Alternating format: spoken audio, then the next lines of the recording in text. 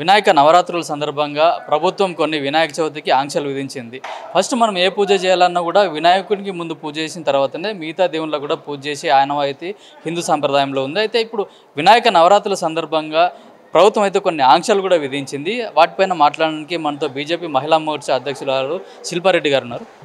మనం హిందూ సంప్రదాయం ప్రకారం ఏ దేవునికి పూజ చేయాలన్నా కూడా ఫస్ట్ వినాయకుని పూజ చేస్తాం. కానీ అట్లాంటి వినాయకుని పూజ చేయాలంటేనే ఇప్పుడు పర్మిషన్ తీసుకోవాల్సిన పరిస్థితి ఏర్పడింది. ముందుగా తెలంగాణ ప్రజలందరికీ వినాయక చవితి శుభాకాంక్షలు. ప్రభుత్వం ఎప్పటికప్పుడు ఏదో ఒక ఆంక్షలు పెడుతూనే ఉంది. మీరన్నట్టుగా ఇంతకుముందుకు మనము ఏది శుభకార్యం స్టార్ట్ చేసినా గణపతి పూజతో స్టార్ట్ చేస్తాము. అట్లాంటి గణనాథుని పూజించుకోవడానికి మనకు అనుమతి ఇవ్వడం లేదు. దానికి సంబంధించి భక్తి శ్రద్ధలతో పాటలు పెట్టుకోవడానికి కూడా అనుమతించట్లేదు ఈ రాష్ట్ర ప్రభుత్వం. అదే ముస్లింలకు చూసుకోండి, లేకపోతే మొహరం టైంలో కానీ రంజాన్ టైంలో కానీ వాళ్ళు ఏకంగా జులూసులు తీయడానికి పెద్ద పెద్ద డీజేలు పెట్టుకొని మరీ జులూసులు తీస్తున్నారు. వాళ్ళకి లేని ఆంక్షలు మాత్రమే మన హిందూ పండగలకి, మన హిందూ ధర్మానికి మనం చేసేదానికి మాత్రమే ఆంక్షలు మన రాష్ట్ర ప్రభుత్వం విధిస్తుంది. దీన్ని బట్టి క్లియర్గా అర్థమవుతుంది కాంగ్రెస్ ప్రభుత్వం ఎవరి పక్షాన ఉంది. వాళ్ళు ముస్లిం పక్షాన ఉన్నారు. వాళ్ళు ఏది చేస్తే అది రైట్, వాళ్ళు ఎట్లా అంటే అట్లా ప్రభుత్వం నడిపిద్దామని వాళ్ళు కూడా అనుకుంటున్నారు.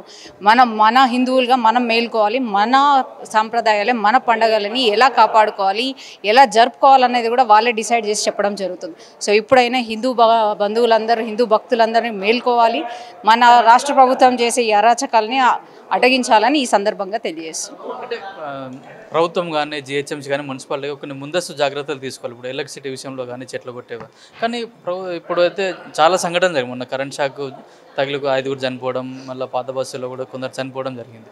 ఎందుకు ఇట్లా నిర్లక్ష్యం ఎందుకు వహిస్తుంది? మీరు చూసుకున్నట్టయితే మొన్న రామంతాపూర్లో 5 మంది ఎలక్ట్రిక్ షాక్తో గురై చనిపోవడం జరిగింది. ఇది దాని మరుసటి రోజే మళ్ళీ చార్మినార్లో కూడా జరగడం జరిగింది. అట్లా వరుస కథనాలు, అంటే మనకు తెలిసిన కథనాలు ఇవి, తెలియని కథనాలు చాలా జరుగుతున్నాయి. ఫర్ ఎగ్జాంపుల్ లోకల్ నా దగ్గర ఉప్పల్లో కూడా, బగాయత్లో కూడా ఒక మనిషి చనిపోవడం జరిగింది. కాకపోతే అది వెలికిలోకి రాలేదు. ఇదేనే కాదు, ఏ చర్యలు వాళ్ళు ముందస్తు చర్యలు, వర్షాకాలం వస్తుంది, ముందస్తు చర్యలు ఏమీ లేవు. ఒక్కసారి గల్లీలలో పోతే మ్యాన్ హోల్స్ ఉప్పొంగిపోతున్నాయి. దాంట్లో ఎంతమంది చిన్నారులు పడిపోతున్నారో కూడా తెలియదు. అసలు ఎంతమంది వెహికల్స్తో పడిపోతున్నారో కూడా లెక్క లేకున్నంత ప్రాబ్లంలో ఫేస్.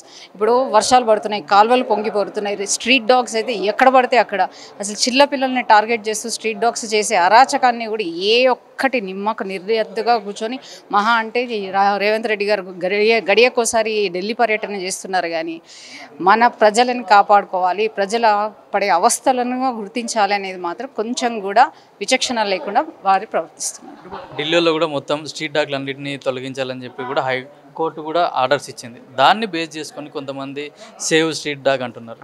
కానీ చాలా ఏళ్ళ నుంచి కూడా బీజేపీ కూడా గోరక్ష చేయాలని, గోలను వధించొద్దని కూడా ఒక డిమాండ్ కూడా. కానీ ఎవరు కూడా దాని మీద స్పందించకుండా కేవలం స్ట్రీట్ డాగ్స్ పిల్లల్ని చంపేస్తున్న ఉద్దేశంతో ఆంక్షలు విధించినా కూడా వీళ్ళు అటువైపు డాగ్స్ను రక్షించాలని అంటున్నారు. కానీ ఎవరు కూడా గోవులను రక్షించాలని కూడా ఎవరు ముందుకు రావట్లేదు.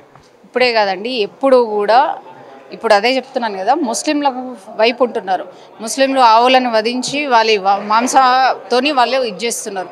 అది ఓన్లీ హిందువులే చేస్తున్నారు, హిందువులు దానికోసమే పోరాడుతున్నారు. కానీ కాంగ్రెస్లో కూడా మనం కూడా హిందువులము, మనం కూడా పోరాడాలి, మన ఆవును మనం కాపాడుకోవాలనే ఆలోచన ఎవ్వరికీ లేదు. ఇకపోతే డాగ్స్ గురించి అని అంటే అసలు మీరు ఒక స్ట్రీట్కి వెళ్ళి చూడండి, ఎన్ని డాగ్స్ అంటే అవి ఎట్లాంటి డాగ్స్ అనేది వ్యాక్సినేట్ చేయకుండా ఉండే డాగ్స్ అవి. సో అవి తప్పించడం, తొలగించాలనేది ప్రయారిటీ. ఎందుకంటే మనం హ్యూమన్ బీయింగ్స్గా వాటిని మంచిగా యానిమల్ కేర్ సెంటర్స్లో పెట్టచ్చు. యానిమల్ కేర్ సెంటర్స్ పెట్టి దాన్ని ప్రాపర్గా దాని గురించి ఆలోచించవచ్చు. అట్లా చేయకుండా వదిలేసి ప్రజలని, పిల్లల్ని ఇబ్బంది పెట్టే క్రమంలో ఏదైతే మన రాష్ట్ర ప్రభుత్వం నడుస్తుంది అంటే ప్రతి చోట నిర్లక్ష్యం. వర్షాకాలంలో ఏమన్నా ఇప్పుడు మీరు చూసుకున్నట్టయితే వరుసగా అన్ని ఇన్సిడెంట్స్ జరుగుతున్నాయి. దానిపైన కూడా ఏమీ స్పందించరు, దానిపైన ఎటువంటి చర్యలు తీసుకోరు. అట్ ద సేమ్ టైం చాలా ప్రాబ్లమ్స్ ఉన్నాయి. జిహెచ్ఎంసీ పరిధిలోనే మేము నిన్నగాక మొన్న కూడా సెక్రటేరియట్ని ముట్టడించడం జరిగింది.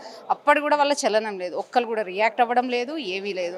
ఇంకా 3 ఏళ్ళు ఇంకుంది, ఆ 3 ఏళ్ళ తర్వాత చూద్దామన్న ధోరణిలో ఉన్నారు. రానున్న ఎలక్షన్స్ ఉన్నాయి, వాటిపైన దృష్టి సారించకుండా ఎంతసేపు వాళ్ళ కుర్చీలు వాళ్ళు కాపాడుకోవడం తప్పితే ఇంకేమీ చేయట్లేదు రాష్ట్ర ప్రభుత్వం.